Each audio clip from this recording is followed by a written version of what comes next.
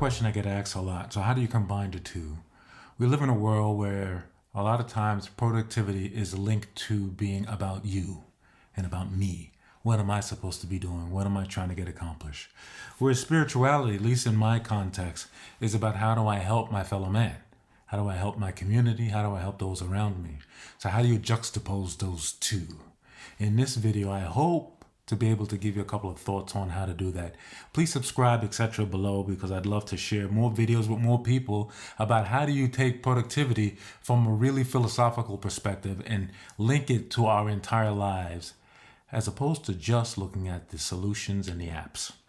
So the first thing I'll tell you about spirituality and productivity is make sure you can think about it and make sure you can have it incorporated into your productivity system.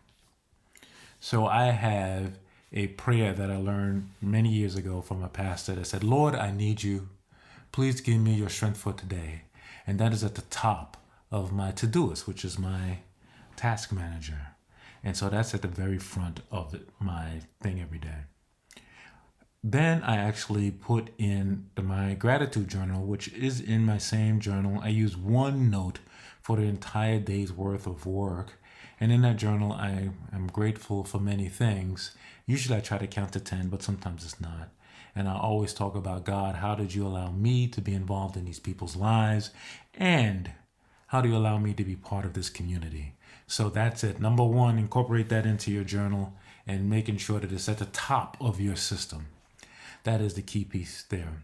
Number two is the most obvious, is that prayer is important. If you don't have prayer incorporated into any point of your day, then it becomes tough to do it. And I am not one of these individuals that'll tell you to pray for an hour or two a day. I don't. But maybe not. If that's you, then that's you. But my recommendation is that you find out the right time that works for you. In my case, it's 15 to 20 minutes a day. And my prayer is not only just reading scripture, because I do periodically, but it's really my hope for the world, my hope for those who are committing atrocities across this earth, that they're letting the enemy take over their mind. And that includes things that are going on from warfare to racism to just general crime. Just making sure that people don't know that that's the only way that they can go. My belief, and the reason why I'm a Jesus follower, is that I believe Jesus came here to tell us human beings that we have a different way to go, a different way to be. We do not have to follow any particular doctrine besides the one that tells us that we should love our fellow creatures of this earth the same way he loved us. That to me is the reason why I went from someone who read a book that was created many years after Jesus' passing to really understanding what he and God was trying to prepare my life for. So when you got those two things that you've done, then here's the biggest challenge. People ask you to do stuff all of the time. So how do you square that with your spirituality? I had a chance to share this with some young people I was talking to recently, and it's very important to have a value system. You hear me talk about it all the time, but if someone's asking you to do something that is incongruent with what your value systems are, and in my case, my spirituality and my love of Jesus and his platinum rule for us, then I can't do it. I don't care how much I like you. Maybe somebody else can do it, but I cannot do it. And it's tough for me because my main mandate in life is trying to help other people.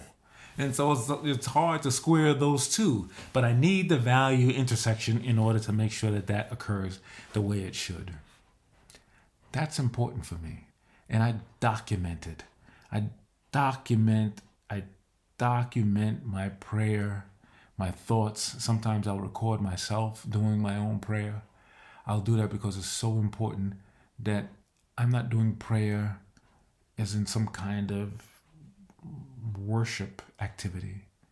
I'm doing it because I know the God of the universe is trying to help us all, trying to help humanity get through our times.